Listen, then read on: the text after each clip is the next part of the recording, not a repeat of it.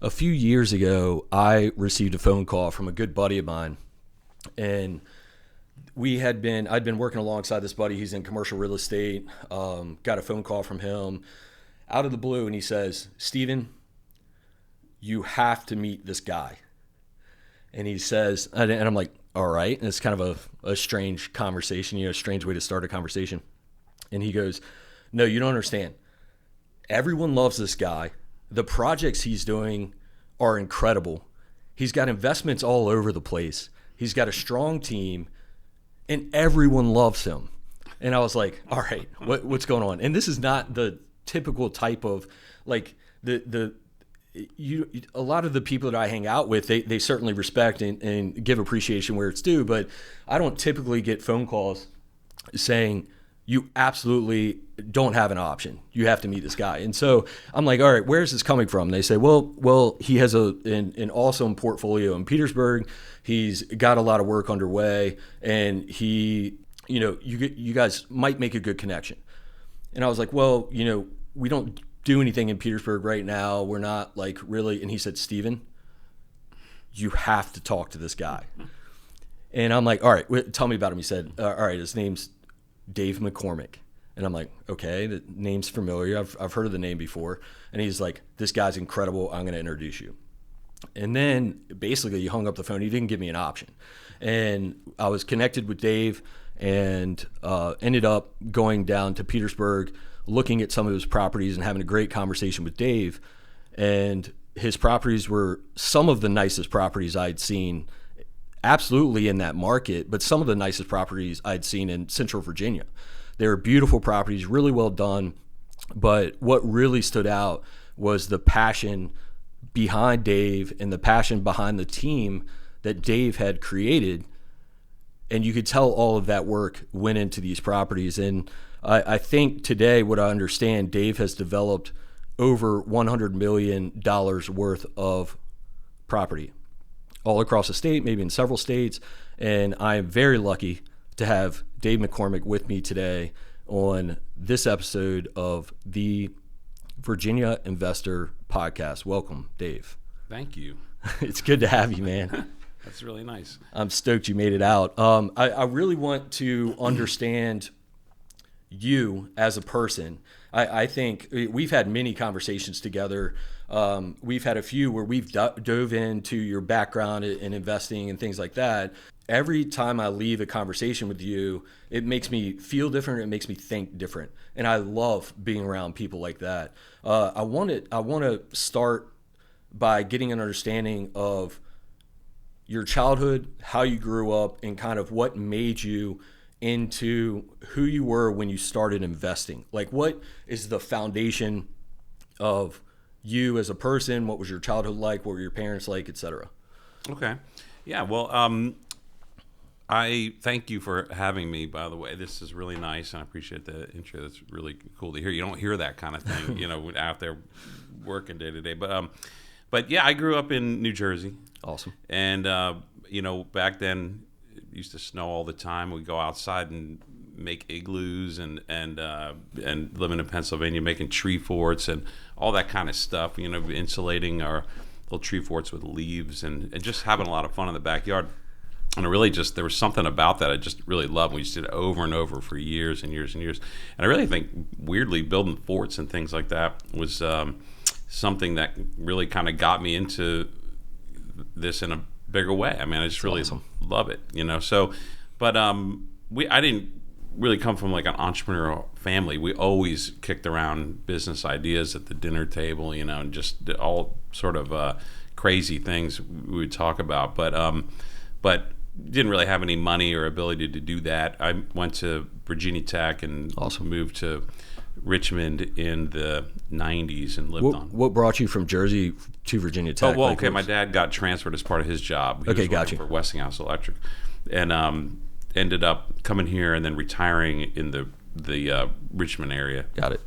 So, got here in high school. Went to Midlothian High School, and then went to Virginia Tech, and wound up back here in Richmond. I went out west, did a lot of traveling.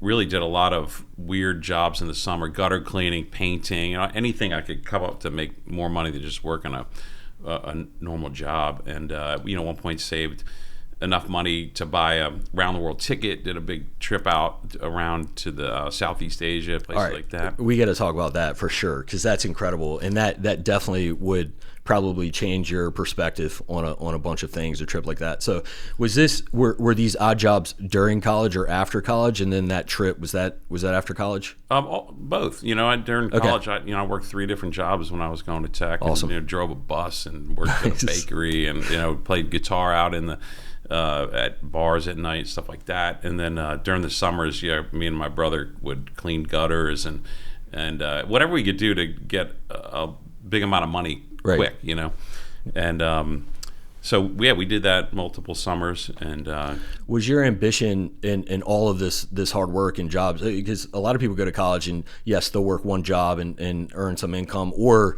they might be lucky and have funding from their family or something like that where they don't have to work. But if you were aiming to get a lot of money during college, was that for the trip you had planned? Like, did you have that in mind, knowing that travel was coming, or did you just want to make a lot of money? Yeah, I mean, I always see money as freedom, really. I don't really see as buying stuff. And that's a really big deal to me. I really didn't want to have to work for anybody else. As a result, it's funny, you end up working way more than for sure. you ever thought. But I just really see money as freedom. So it was cool to have the ability to save that or go on a trip. I went on a big bike trip out west or going around the world, but really did on a crazy budget. I mean, we were in Nepal for a month, and I think I spent $100. It was that kind of stuff. But really cool to get that perspective. And I remember flying home, and I spent one night in Germany. We spent the entire month in Nepal, and it like freaked me out. It was my last $100. So got back and moved to Richmond at that time, and moved right onto Monument Avenue, and was my actual real job at the time was a writer. I was a journalist and a freelance writer, and worked for lots of different publications in town. I did writing for medical magazines, anywhere I could find work like that, and then did a little work for Capital One and places like that around for a little while, just trying to buy a house in Richmond. What time period was this? That was probably 94, 93, 94. With that concept of money equals freedom, what allowed you to understand that? Was it just the peace of mind that you had when you had money and you could relax a little bit? Or was that some in a book you read, like the Rich Dad, Poor Dad, hey, I read that book and then it taught me all this? Or was it your parents instilled something in you? How did you get that? Because I think most people think that money equals I can buy more stuff, right? And I can own more stuff. What instilled that in your head that money equals freedom? It's weird. I don't know. I didn't really know there were books like that around. I didn't have any kind of, real estate person or money person like looking up to. But I do remember, very early saving money, trying to buy the baseball glove or whatever. I literally had like different jars allocating money, different things. But I don't know. It's weird. I just kind of really felt that deeply, but also a real sense of just wanting to be entrepreneurial very early. That was I don't honestly, I'm not really sure why. I remember feeling that very young, 14, 15 years old, wanting to be independent and things like that. So it's weird when I think back on that. I'm not totally sure where that kind of thing comes from. If you like, when I was younger, I'm a little similar in that regard, where like I'm not really sure where the entrepreneurial bug comes from. But when I was younger, probably like late elementary school or early middle school, I sat all my toys that I had and stuffed animals in the front yard of my house, and I had a cardboard, on a piece of cardboard I wrote Carnival. And I put it out, and I did probably like $2 or something, And I for all the cars that went by, I was hoping that they had kids in the cars, and they would want to come out, pay me $2, and play with my toys. No one stopped at all, but I was still like trying to find ways to like make money or accomplish something or do something. I'm not sure where that came from, but I look back and I know that my parents They great parents, like supported me as I needed the support. But when I wanted something, it was, hey, you got to work for it. Like if you want a new bike, you're in 6th grade, go cut grass, do something. You got to earn that money. And so it was all summer of working to be able to buy that new bike. Was that a similar upbringing for you? Yeah, I mean, I didn't get an allowance or anything like that. It was more just, you got something, needed it or whatever. But yeah, I did cut grass and did all those kind of jobs around the house, and Right. So yeah, I don't know, I'm not sure really like where that would have come from, but So money equals freedom. You are out of college at this point. You went to Virginia Tech, and then you decide that you want to travel the world with who? Did you travel with someone? yeah, there were 4 other people, so there's 5 Okay. of us that just all bought round the world tickets and got on planes and just started scattering around and meeting up and doing all this stuff. Not even sure how the heck we communicated at the time, just posting notes and what do you call hostels and things, right. But yeah, it was cool. Yeah, that's awesome. Were there any significant takeaways from that trip that you would think like changed your outlook, perspective, or mindset that you carry with you today? Well, I love architecture. Of course, seeing all that stuff was really interesting. I was really traveling on a shoestring, so didn't have Right. the ability to do a lot of crazy stuff. It was really just kind of backpacking and stuff Right. like that. But one thing I really loved was talking about Nepal was this how much you can do with little Right. bit of money that you have. So I talked about being in Nepal for $100. I mean, that sticks with you. It's like having this incredible experience and going to this place where life only costs you, $1 or $3 a day. I mean, Right. whatever it is, you start really thinking about where could you do that? Like, how could this work? And finding that whatever you want to call it now, they call it a hack or a arbitrage, something like that. But just I love that kind of stuff. That really was fun and cool to think about that. That's why I hated Germany, because it cost me so much. I had to spend some money. Yeah, but Right. but went to Indonesia and Thailand, Malaysia. I worked a little bit in Australia, just trying to just keep it going. But some of this, I went to New Zealand for a month and bought a car for $70, and drove around, and it was just this absolute beater. But had a blast doing that kind That's of thing. awesome. So that kind of stuff was amazing. Right. That's great. And so you get back from that, you're working some jobs around Richmond, some semi-corporate jobs or just, freelance writing. What is this? Is your musician background further than playing in a band at Virginia Tech? Did you do more with that? Oh yeah, we played in high school and the whole time, bunch of guys. I mean, Richmond's a pretty big music scene, and then got out and played. We traveled, all over the place, and back in the '90s for years and years. I mean, stopped doing that probably in 2000. Okay. 2001, something like that. Awesome. Man, that's good time. So that's a lot of early life experiences that probably really stack up to create some level of independence, decision making, and just like forging your mindset into something a little bit different than I think what most people experience. I really want to get into investing. When you're doing these jobs, freelance writing, a little bit of time in the corporate world, what pushed you to make your first investment, and kind of how you were even introduced to real estate investing and things like that? When I moved to Richmond, I was back in the Fan, and you could, again, I'm not like sure where this come from, but you could see it. You could see the Fan was this island of sorts of just amazing houses, and they weren't going to be any more of that, and it wasn't going to. It was really incredible. It was at that time kind of run down, coming out the 80s and into the 90s. But I could just feel that, and wanted to invest there.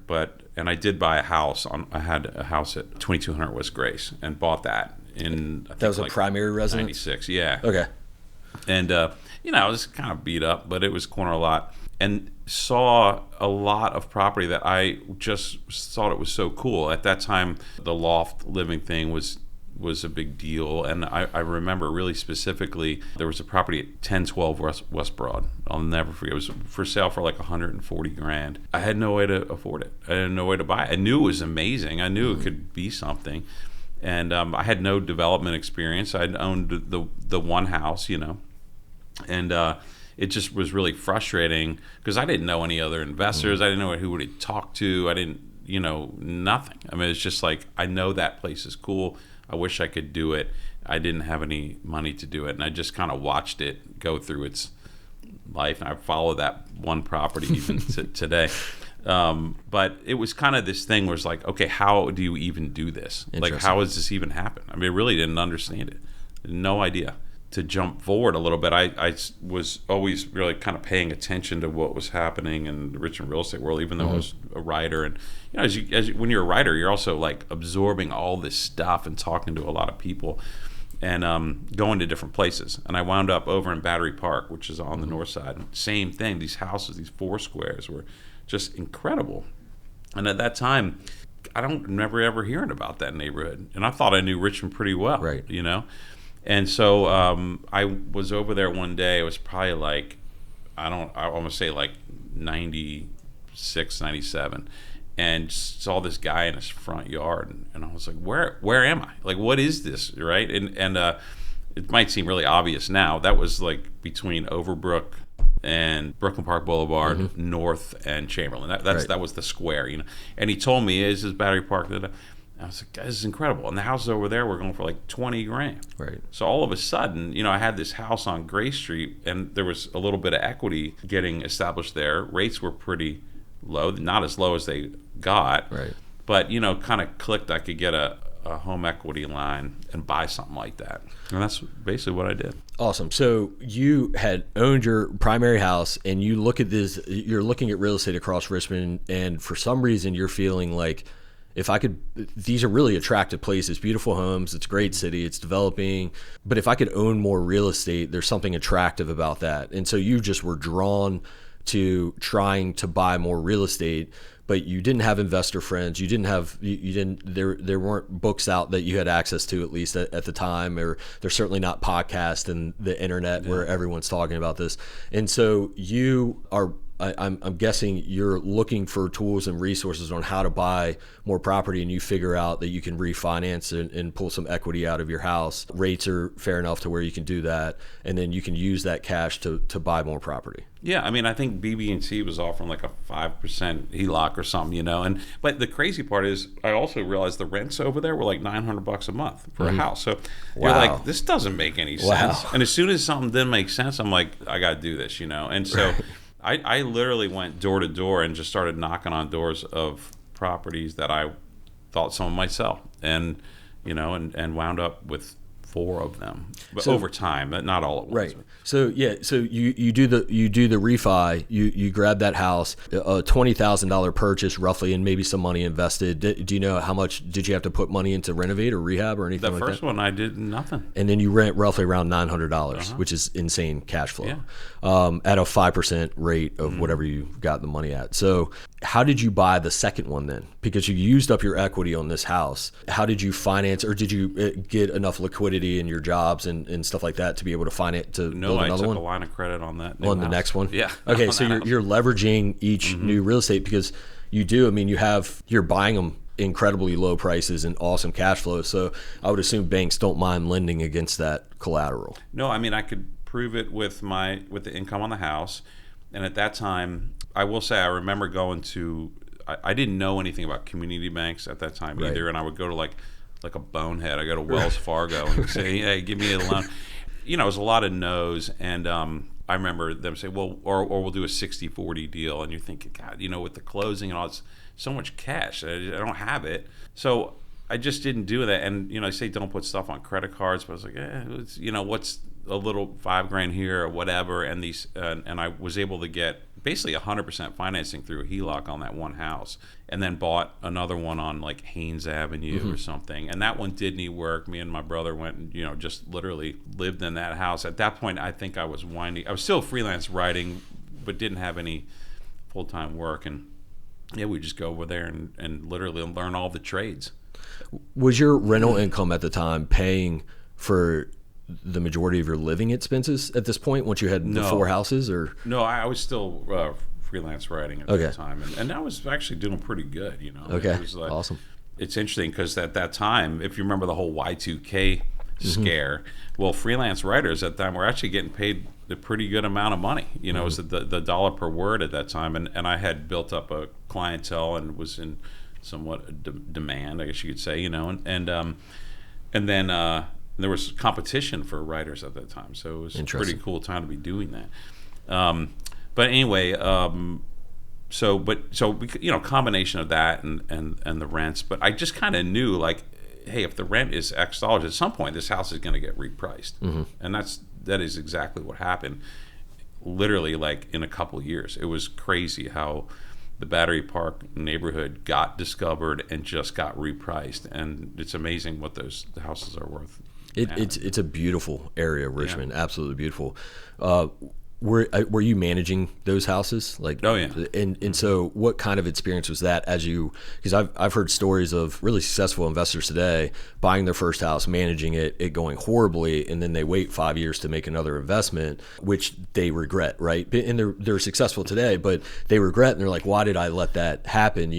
But what was your experience managing these few properties that you had? Oh yeah, I did some real stupid stuff. I mean, and when some of that I didn't think, I had no experience managing or of course with tenants or nothing, or any experience with like the Landlord Tenant Act or these things. Now they're like, geez, could have gotten some trouble. But I remember this one house I had, and I just thought, oh my God, I gotta get these tenants. This is so wonderful. I bought them a plant, and thought we could start this great relationship, and really quickly they started not paying, and it was sad. I was really heartbroken. We wound up in court and all this stuff, and I tried to work with them, and you kind of realize, like, property management is, man, it's a tough business. It really can be a difficult thing, and there's so many aspects to it. You want to be a good person. You want to do the right thing.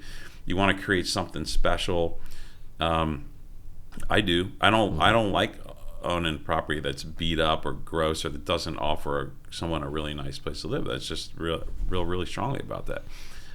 But that doesn't mean it's always going to go your way, Right. So I didn't have tight leases. I had no idea about how the legal system really worked, or pay or quits, and all that stuff. I learned that stuff jumping off the cliff, and you learn it as you're going down. Yeah, exactly.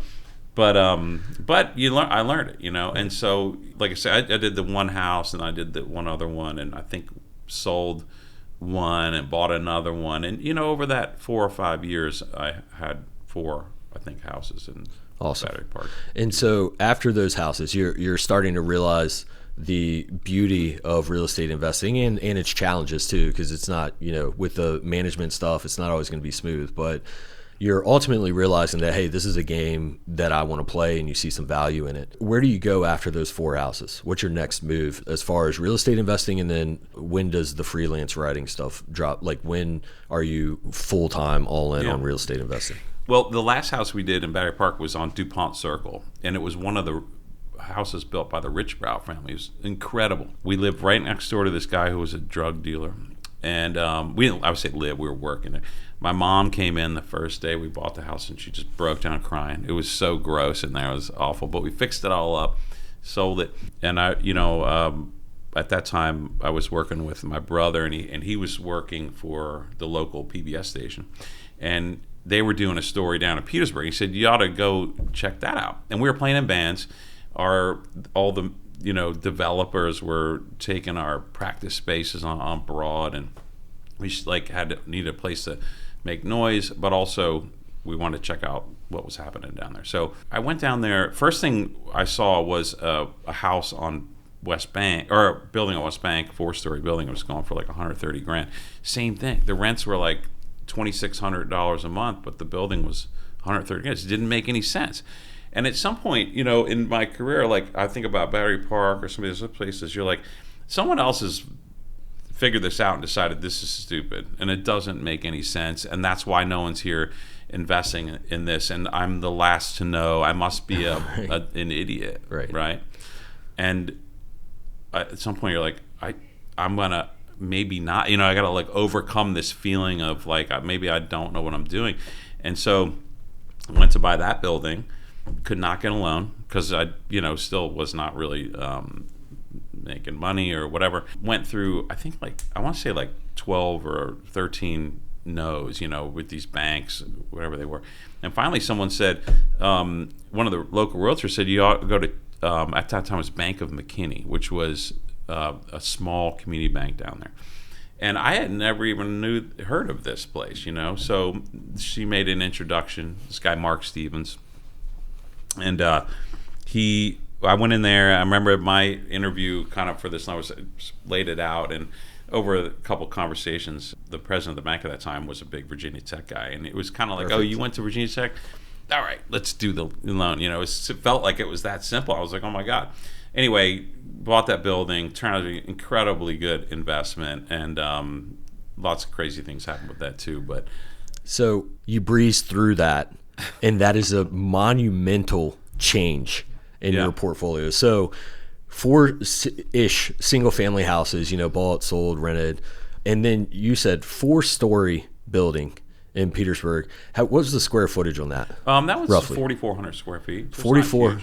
Oh, the 4-story? Well, the next one's coming, which is okay. So all right. So that was a little interim.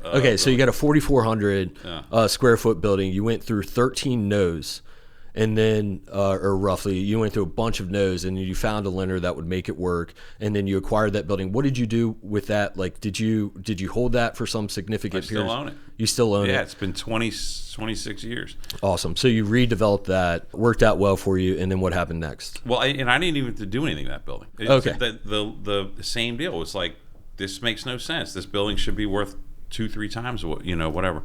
So anyway, so I was like, okay, this could be interesting. Petersburg's pretty cool, and we were looking around, and the warehouse, very amazing, but very beat up. Mm-hmm. We started hanging out down there a lot, just getting to know some people. I've ended up buying a gigantic warehouse on East Bank Street, and it was the craziest thing I really feel like I've ever done. But honestly, it was cheaper than my house in the Fan at the time, and here it was 2001. So that warehouse was 111,000 square feet, and it was for sale for 119 grand, I think. Yeah, so almost $1 a square foot. It was looking back, stupid, but at that time, I mean, it was like, I don't know, man. It is what's even going to happen with this? And I mean, it was so bad. There were like, I can't even tell you how insanely disgusting this lot was. The overgrown. There was someone who had like a wrecker lot in the back with like pit bulls and stuff running around. There were termite tubes hanging from the ceiling, though, like stalactites, like being in a cave. It was crazy. But weirdly, the building was so big, it had a couple of tenants in it. Which isn't what somebody said. One guy was selling, like, literally distributing onions out of this one building, one bay, and another guy would be in there. Honestly, I'm not sure what he was doing. It's just like whatever, he's paying rent. Yeah.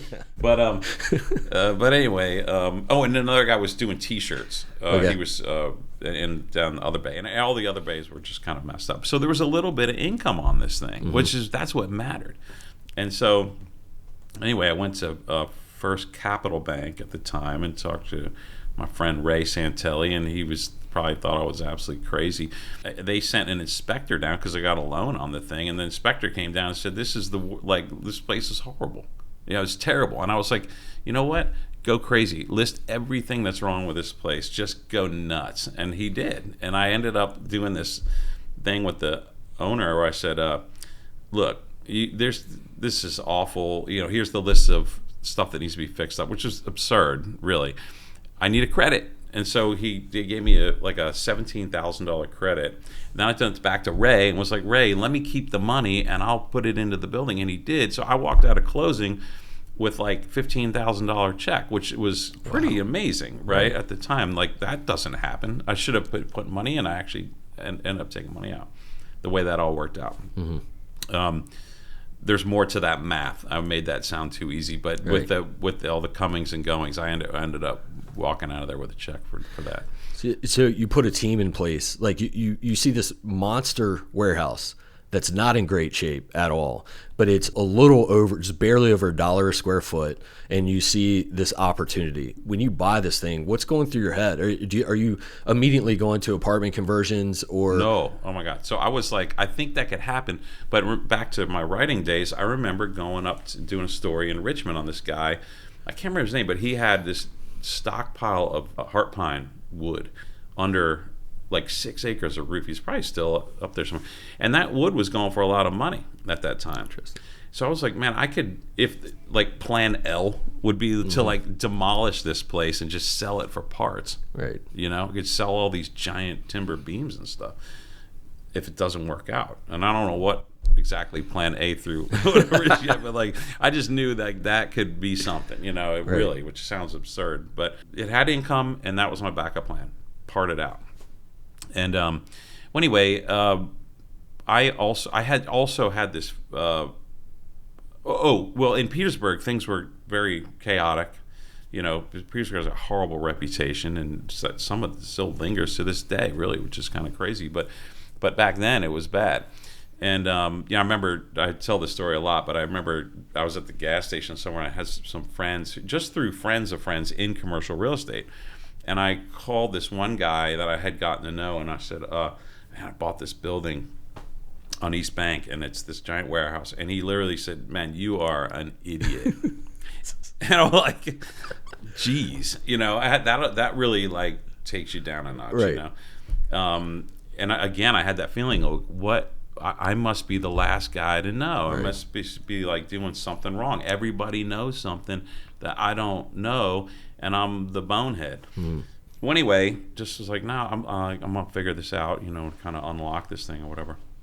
And at that time, you know, you could tell certain things were going on in Peters. There was a kind of a little art scene happening there, and people were interested in the architecture, and you could tell there was a vibe of some kind. We just needed to coalesce in some way.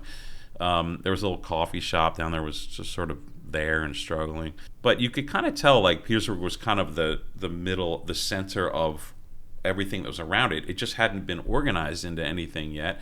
There was Southern Chesterfield and Dinwiddie and Hopewell and all these places around it, and of course Fort Lee. Well, lo and behold, Fort Lee, I think it was 2003 or 4, announced the BRAC process, which is the base realignment and closure, and Fort Lee was the beneficiary of that in that they were going to not only remain in place but grow. And so with that was a very big psychological win. I knew there was activity in that area, but from a banking perspective, I think that's the thing that said, okay, maybe this could be a viable investment area, whatever. Got it. Well, anyway, I had some friends who was like an architect, and I was very wary of developers. All you ever hear is how bad they are and how they want to screw you and all this stuff. And so I was like, I don't know any developers, I don't know anything about this, but I said, look, just introduce me to one that you feel good about. You know, just somebody you would want to work with who's a good person. And he named this one guy, Tony Collins, who's we become good friends. He was a really fun guy, funny to be around, and but had the banking relationship with BB&T at that time. He was fishing buddies with this guy. We ended up selling pieces of the deal, kind of repricing that deal and thinking about it differently and thinking about it as an apartment complex. We ended up doing half of that deal with BB&T. It was like, I don't know, 70 apartments or something like that. And there was no property managers in that area. I remember going one guy's office, and he just had the SIG on the thing, and you know, it was just stunk in there. You could tell it's like not the right vibe for what we're trying to do. We're trying to like rethink this area and make it desirable. So I said, I'm going to do the property. I'll be the property manager, which just again like one of my thinking. But I had learned a little bit about things, and we built the place. We got a $15 million loan to do the first half of that building. We ended up building it, and I remember the first day I had a sandwich board out there, balloons on it. Every building around us was collapsing. It was a nightmare. But and the first person came up to lease. They had their car with no hubcaps, full of trash bags, and I'm like just desperate to sign a lease with anybody, you know. And we started signing people up, and it was absurd, frankly. I mean, but so that was the first. You mentioned that was the first half of the building, like the first half, of like phase one of the project. Yeah, it was really kind of weird. The building that was 11,000 feet, and we just picked this arbitrary place in the middle, which, looking back on this, was the wrong thing to do, really, from managing the lot and all the construction and stuff. But that's all they would allow for the loan. Right. They just didn't want to do a bigger project, so we had to pick a spot. So it's almost like a pilot run or a test run with $15 million to see if you actually can build this out and if you actually can get it leased. Yeah. And then from there, were you needing to lease up that first half before you were able to get more money, or did you go to other partners that could give you more money to finish the project? No, we had to hit the target to do the next phase. Okay. Did you work with the same team on both phases? Yeah, and we did. We leased up the first units. It was pretty amazing, and rents weren't that high. I mean, we're trying to have a competitive advantage to what was around us. So I think we were renting apartments like $800, and we ended up filling it up, and it was pretty cool.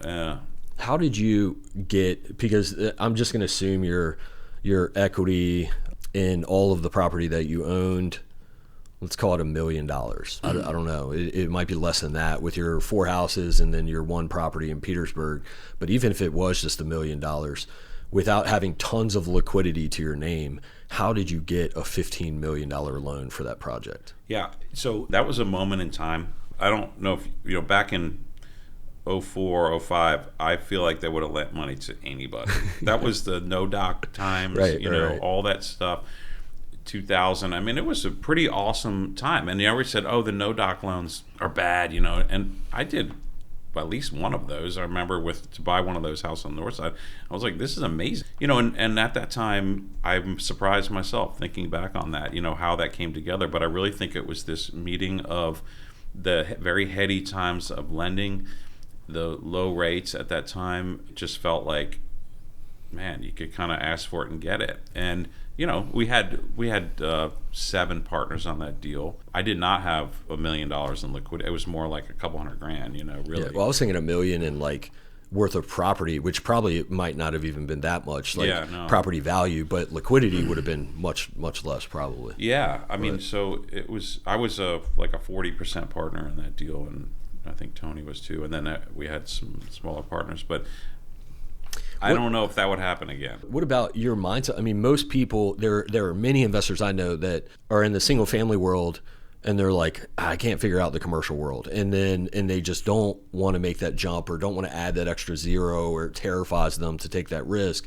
There are other people that have been studying real estate investing for 5 years, and they're still like, I still haven't found a good deal yet. And it's that risk tolerance, it's that analysis paralysis. And how do you go from owning 5 pieces of property to saying, I'm going to do this $15 million deal? How do you rationalize that in your head that you're worth leading that up and you have the confidence to do that? Yeah, it's weird. Even saying back when I was 14, 15 years old, I had very strong opinions of things, which is pretty crazy, just the way how things should be, and I always had this impulse to correct a problem, or whatever it was, seeing a design issue or something, a guy, they should have done it like this. And it's like, okay, well, now it's sort of putting your money where your mouth is a little bit. Right. But I really felt like I could do that because the plan L was just wreck the thing, so it's like, hey, the upside is so big, let's go for it. What's the worst that could happen? And what's the worst that could happen to me? Bankruptcy or whatever? I'm like, I don't really have a whole lot, and I actually don't have to put this big value on stuff. Actually, from traveling, I frankly love living out of the back of a van, which sounds horrible, right? But I'm like, if that's the worst it's gonna be, and I camp and travel and have fun, shit, man, let's do this. Good to go. So I didn't feel, of course I felt the pressure. I wasn't just cowboying my way through this. There was a lot of math going on, a lot of planning, but a lot of thinking hey, the downside is tiny, the upside is huge. Right. So, and that's how I look at a lot of stuff these days, even the stuff in Battery Park. I'm like, the downside's small, the upside is a 5-10x on this. Let's do it. And I'm with you, the carry on stuff on spec commercial could be crippling. I mean, I'll tell you, I'll jump way ahead, but right now, I would say with the spec stuff we're carrying, we probably have $100,000 a month carry on things that will keep you up in your seat. Right. But it also waxes and wanes. You know what your income is. You know what you can handle to some extent. You are then betting a little bit beyond that, I guess, and also trusting in your team. And by the team, I don't just mean like my development team, which is amazing, but all the partners we have, Peak, One South, CBR, whoever's out to lease these buildings and to do right by us. That's why we pick them. So we trust in that relationship and know that that income can not just carry that temporary spec, but carry us into leasing that and growing, Right. So I knew what I could handle at that time. The downside, I had I had a $90,000 loan on that building. Right. It's like, okay, I can make that happen. I can go out and get a third job if it really goes to shit.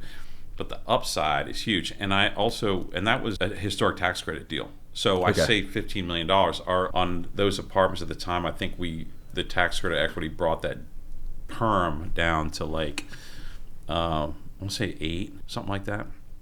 So, and then we knew we were going to develop the rest of the building. Right. And we went heavy on the first side because of the amenities and things.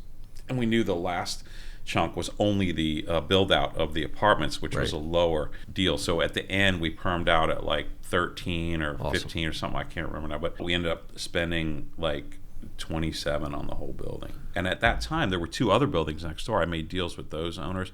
So we ended up developing the entire 2 city blocks. Did you have the same partners in those other deals, or did you step out and say, hey, I understand this now, I'm going to go? We had the whole team all the way through. And I think we had 2 different banks on the same lot. So we had these cross-collateral agreements, multiple phases. Interesting. I mean, it was... Man, I got my PhD on that deal, straight from like kindergarten. And you mentioned like this is a massive project for you. I would bet there was a lot of lesson learned / tuition. Did you have to pay tuition on that property? I think back on that. We sold that property in 2018 to Capital Square, and I made a few bucks on it, but honestly, not that much. I mean, at that time, after the downturn happened in 2009, 2010, all the way through 2013, the banks were just really putting the screws to us at that time because we came up to our refinance around, I want to say, the 5 years had been up in like 2011 or something like that. And at that time, that was a terrible time to refinance anything, much less, apartment building in Petersburg. Well, all of a sudden, the rents really weren't that high. We were making it, but we were struggling. Like I say, the area still hadn't really developed. BB&T, because some of us had other spec stuff, we were working on land and things, started looking at the project in the other way. They all of a sudden, our guy had retired, a new banker came in and said, hey, I'm going to up your rates, and every 3 months we're putting us into a modification, which it's interesting. I will never again, I'll say, hey, any investor out there, always work with community banks, because what happens with the big ones, if shit goes the wrong way, they start turning the screws. A little modification that, like a 2-page loan modification, could cost you $15,000 in legal fees, whereas at a community bank, it might be $300. Right. It's an amazing mindset that these banks have, and they do not give a crap about you when things go in a way that aren't ideal for them. So anyway, that we went through, I want to say like 4 or 5 of these modifications, just sapping money. And by the time we sold that building, we also had a tax abatement, a real estate tax abatement that was starting to term out. Oh, wow. Yeah, so because it's been 10 years, know. And, you could start to see all these points connecting in the distance in a negative way. We were like, let's sell this thing and move on. And, I regretted it in some ways because you could kind of see the future was only going to get brighter down there. We were developing property now all around that. But I think, at that time, people wanted to kind of get out. And we had $18 million in it at the end and sold it for $21.5. And then split those proceeds among the partnership. Great first big deal. What an insane roller coaster ride that was. I mean, that was 10. It was really a 13-year odyssey of the mind, where I learned pretty much everything I needed to know. Legal, title. I had some of the weirdest crap happen on that property because there were train tracks or train spurs that ran through that property. There were little tiny triangular guards that got left off of old rectangular lots from the 1800s. And one of the, I remember this little triangle got cut off that I could have just covered with my body if I laid on it, but the banks got really hyper focused on the fact that we didn't own a tiny little chunk of this property. And I'm telling you what that cost me legally to unwind, and how I solved it was, I wish I knew going in what I know now, because really all we did to solve it at the end of the day was call this guy Buzzy Hoffheimer down at the title company in Norfolk. We wound up meeting the owners online, who were these dudes that own a dry cleaner in North Carolina, and made him a deal for $500. But it took me like $150,000 with Hersher Fleischer and all the bullshit to get to that point, to realize insane. that's all I needed to do. Yeah. Wow. So I'm oversimplifying, but my God, the stuff you learn with environmental and different lenders that require different things with regard to due diligence. I have an environmental guy who I absolutely love, who helped me solve big problems down there. You know, the guys at DEQ and Brownfields are become really close friends of mine. I used to think of them as adversaries, or, you know, sort of a hostile, like, like the cops kind of. They're so great. You just kind of met a lot of people from legal, tax credit, you know, banking, on and on and on, that really. And I will say, when we were successful there, you know, who heard about that was all the economic development people from all over the state that started to get to know us. And that really was, even though we didn't make a lot of money on that project, it really was the foundation for the rest of our careers and our development success everywhere else. That's an absolutely incredible story, insanely incredible story, and there's so much you can learn from that. But I do want to jump into this adaptive reuse and historic preservation, all of the projects that you've been doing. We obviously, we would need probably 20 more podcasts to be able to cover them all in detail, but to rattle off a few, and I would love it if you jumped in on one or two and told a story on one that you're interested in speaking about. But we have Camp Trapezium in Amherst. We have the Westie in Amherst. You've done the Chief Tassel building in Martinsville. You've redeveloped the Bedford Middle School, I believe after a fire in Bedford. You also have Beal's Brewery in Bedford.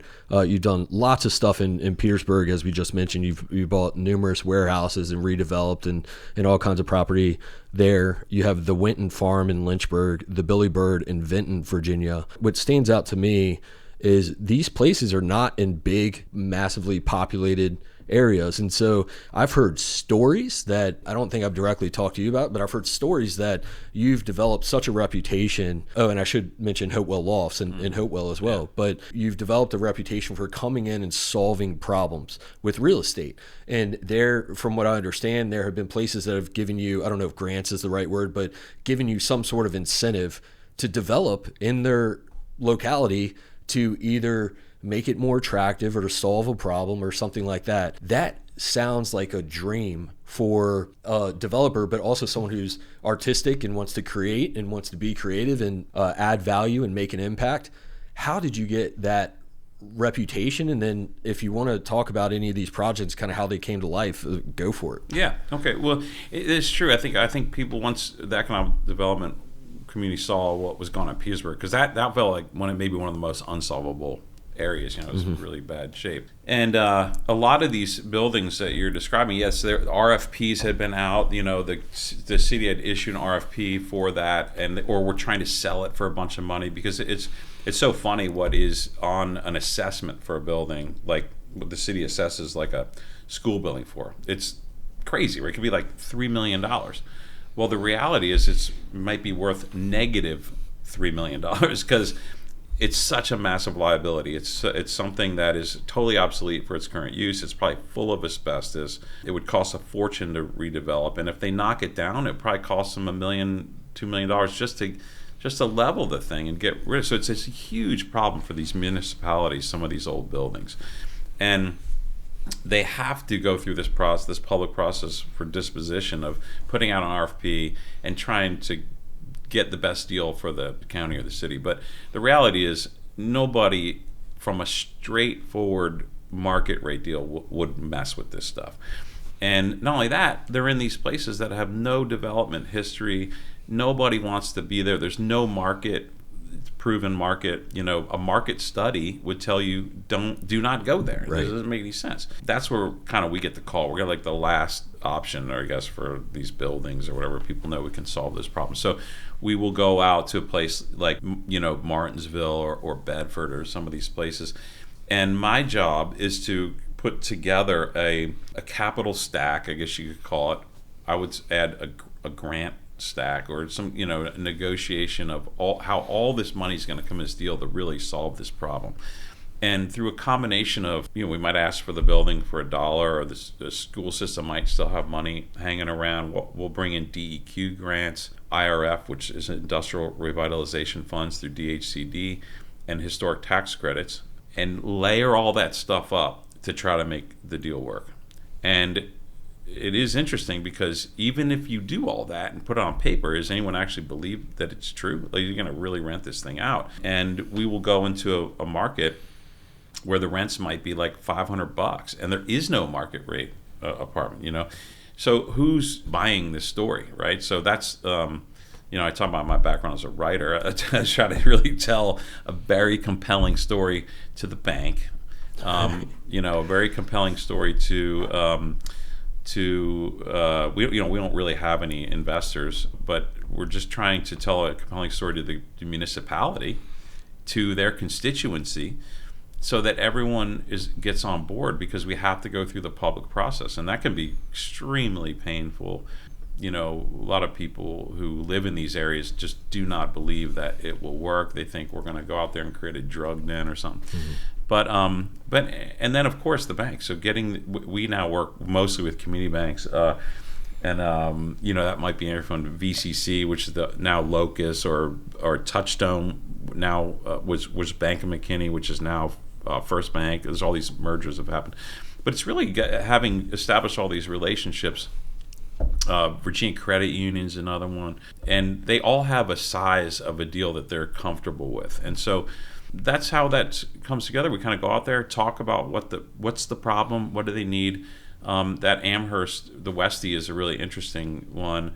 That building was absolutely blighted nightmare in this neighborhood that really was sort of struggling, and but my job is sort of like, okay, what can happen here? What is this close to? Is like, what are its assets really? And I don't mean the brick and mortar. Like, what's it close to? Who's going to rent this place? What are we doing? What's the brand? So it just so happened that building, as bad as shape it was in, it was privately owned, actually, and the county had no idea, pulling their hair out, enforcing code on this owner.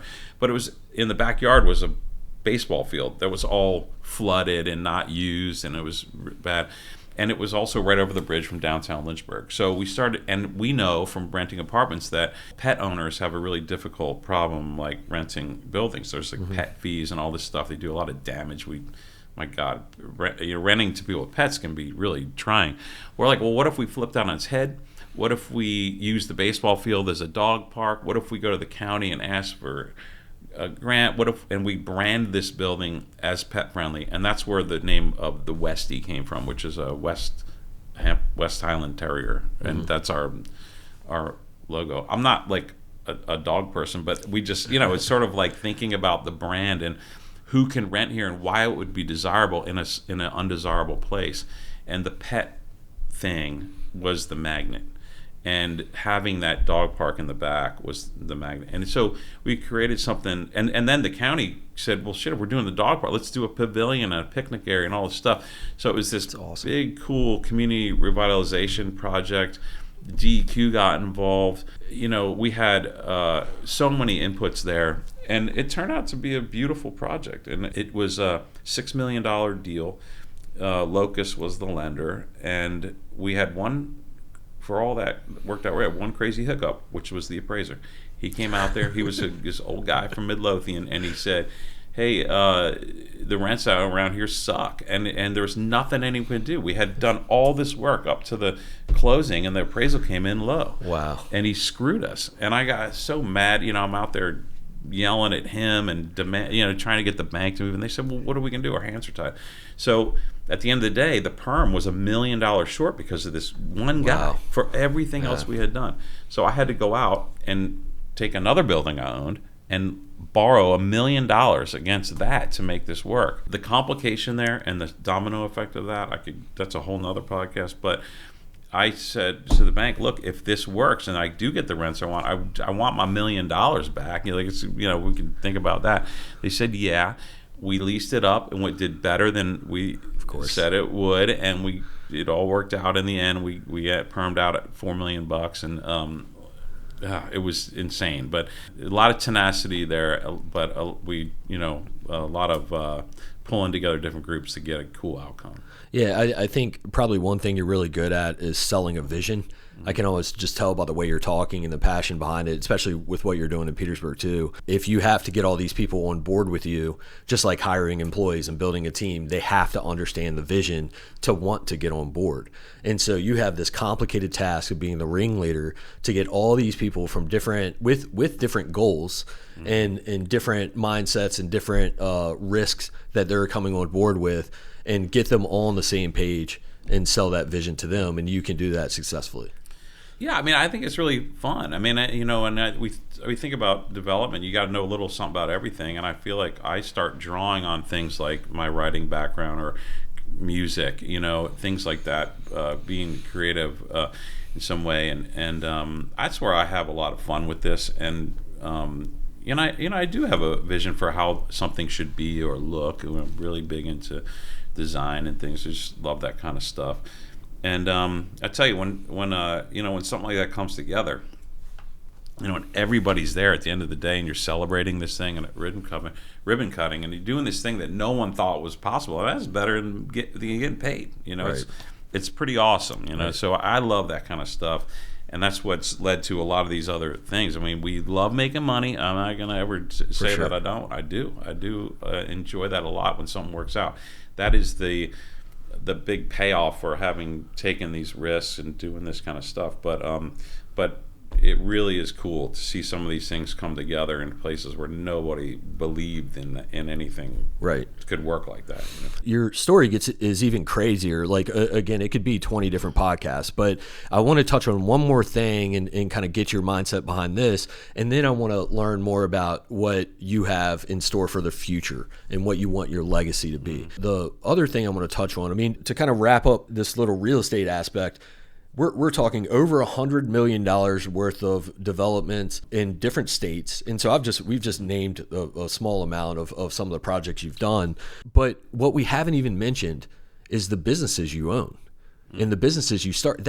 I'm a business owner of maybe 1.5 businesses, and it is tremendously difficult, to keep everything together and to build a team and everything like that, and keep the culture and the brand and relationships and everything like that. You have multiple businesses that you've created near your investments or in your investments to create communities and create like a town, basically, of like, if there's no coffee shop there, you're going to create it. If there's no brewery there, you're going to create it. Talk to me about what in the world would make you crazy enough to have all these investments in real estate and also own these businesses and be a part of those? Yeah, I tell you, looking back on some of the stuff I would have myself. But I really think, like, I talk about that vision of creating something and having everyone bought in, and it's really it could be a very powerful thing. And it is very difficult to run a business from far away. There's no question about it. And case in point, we've owned Beals out in Bedford we're in our 8th year of operation, and we decided to sell, because it's difficult, We are growing very rapidly as a real estate company, and I think we're getting closer to 200. I mean, it's really kind of getting big, and we haven't grown our team. I don't want to grow the development team. We're doing good. We're outsourcing a lot. But if someone calls from Beals and says, "Hey, I cut my finger," or "I can't show up for work," like, it kind of is like, oh my God, it's this crazy drag on what we're doing. It's necessary to attend to all that and all the employee things, but we've created this thing. Beals has become a tourist attraction out there. I mean, it's not just a restaurant or a brewery. There's people that travel from far away to go to that place now, and it's a really big deal to the community. It's a really big deal to economic development out there. But it's Beals. It's not Dave. It's And that's the cool For part. sure. That brand is what survives, and that's what we're going to be selling. And so it's cool, amazingly powerful, to have been involved and created that. And I think all the people that were a part of that, and it's their relationships is pretty amazing and really emotional to let go of. But knowing that, yeah, we're always going to be creating and doing new things like that. So we've been selling off some of the restaurants. We sold Demolition Coffee. We still own the building, but we owned that for 14 years. And that's an incredible coffee shop, right? Yeah. I think, like, regardless if you're selling or not, because you're making such an impact in real estate. Your businesses have made an impact. Like, they're creating jobs, they're providing awesome, like, products or supplies or food and drinks and stuff like that. And so you create them, you're building a foundation, which is the hardest thing to do. And then you've got them to a stabilized point to where they're making an impact in that community and they're making a difference. And you sell them, someone else can continue to make that impact, make that difference, and not have to get everything up and running like you did. So even if you are selling some of the business, it's insane that you were able to do everything you were doing and create those businesses, successful companies, and then sell them. Well, I kind of knew, like, Demolition Coffee is a great example. It was a small project. It cost us like a couple $100,000 to put it up and running. Did a lot of research, wanted to make it, like, didn't want it to be just a mom and pop coffee shop. We went out west and learned about, all the coffee scene at the time before we did it. And but it really became one of the most important projects we've done, even though it was one of the smallest, because that became this community hub, and people live there because of that.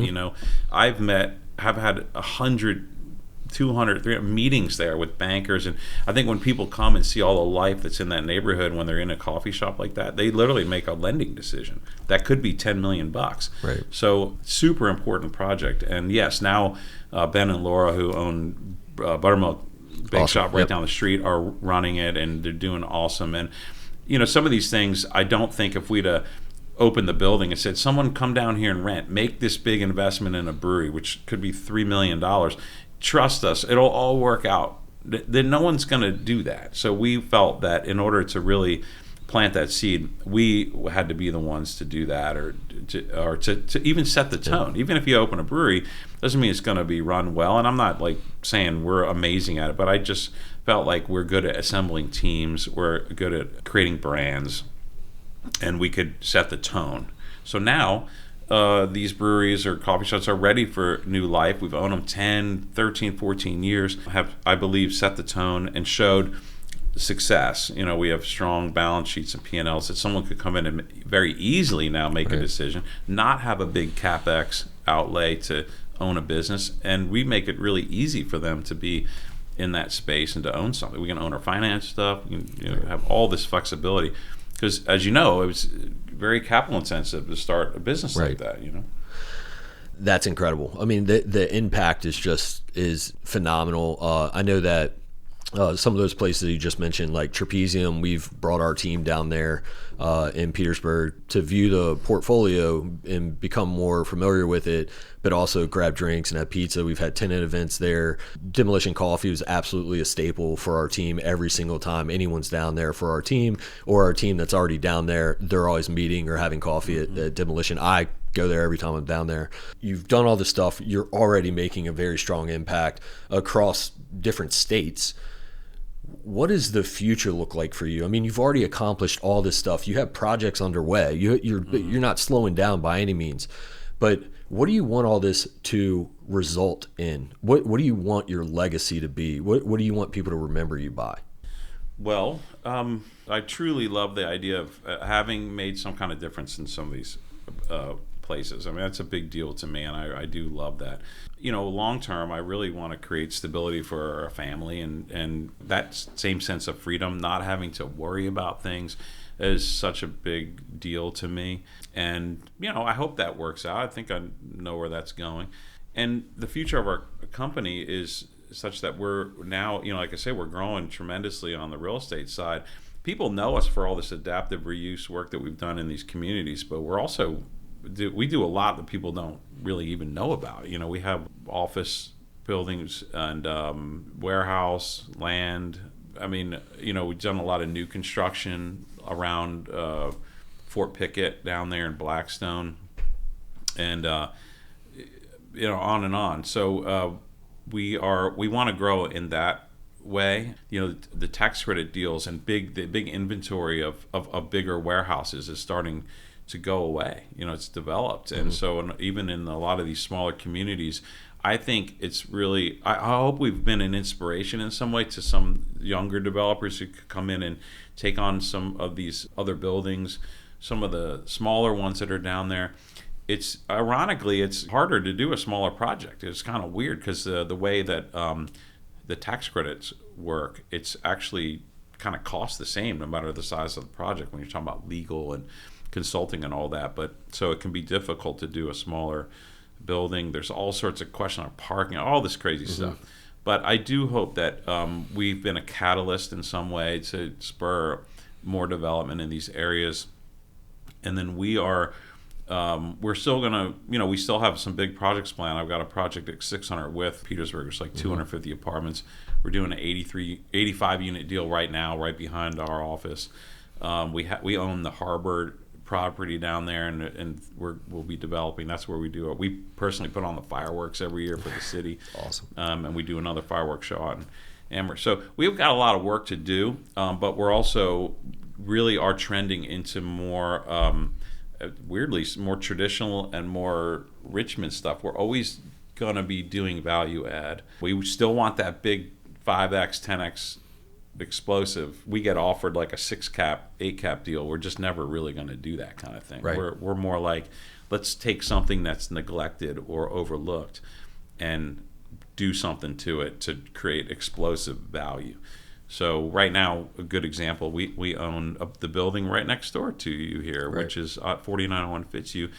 That was a building that was very neglected, and it also came with a totally separate lot. And so we're going to split those two. We have and probably sell or develop the lot ourselves and fix that building up. That's something we have. Like, we bought the whole thing for $2 million. We have pretty much leased it all up now with the help of One South, and hopefully soon we would sell that building for maybe $4.5–5 million, having put $1.5 million into it, and then sell that lot separately. So that's a good example of kind of the things we're working on now. They're not massive deals. We own a building out on Mayland Avenue. We bought exactly the same thing, separate lot, building 42,000 feet. Lease it up and sell that, and hopefully do well. But we've done a lot of 1031 exchanges, all this stuff. Things are spreading out all over, and we're just gonna keep it rolling. Yeah, I love again, for another podcast, I'll have to have you back sometime if you're willing, but I love you. We had talked over coffee previously about your strategy with office development and 1031 exchanges. It's pretty incredible, but we'll have to save that for another time, because that would be probably a much longer conversation. But where can people connect with you or your team if you're interested, or if you want to be a resource for people? Yeah, so our website is waukeshaw.com. It's WAUKESHAW.com, and there's an email address on there. A lot of our projects are on that as well. I would say maybe half of them or more.